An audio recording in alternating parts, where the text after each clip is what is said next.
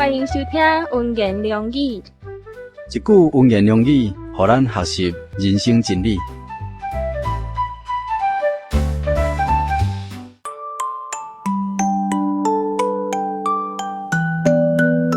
人的灵是摇华的灯，监察人的心腹。旧约圣经箴言第20章27节。人的灵是摇华的灯，监察人的心腹。旧约圣经箴言第20章27节。真神造人类始祖亚当，甲一般的动物被造是无同款的，是按照神的形象所造，肉体是尘土做的，但内在心灵是有神真理的仁义，甲圣洁的本质，是有灵的活人。因人内面有真神的灵，神将伊灵放伫人内面，到底有啥物用处呢？这灵就敢若亲像红青灯同款，也通讲是良心啦。假使人想要去做违背良心的代志，红灯就会闪烁起来，良心就会交战，心中就会产生无平安的警告。若真正是去做了违背良心的代志，红灯就会一直倒着，良心的自责就一直存伫心内，袂当偷放。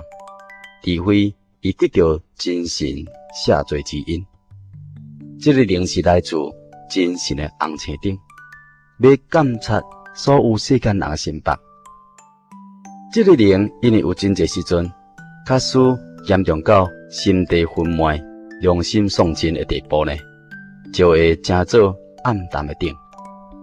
但人信耶稣，做得到赦免，成做圣洁，又得到圣灵了后，圣灵就甲这个灯搁再点落倒，因安尼，人的良心就会变得非常的敏感。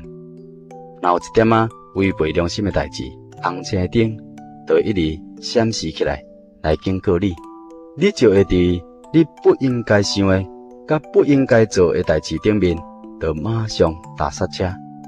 当进行的代志呢，你就会靠主进来去做，非常安全，因为你内面有真理的圣灵伫咧约束，伫咧帮助你，来使你真理的自由，互你的心腹会当得到安宁。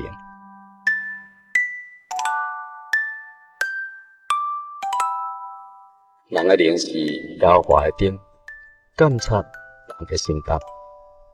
旧约圣经箴言第20章27节。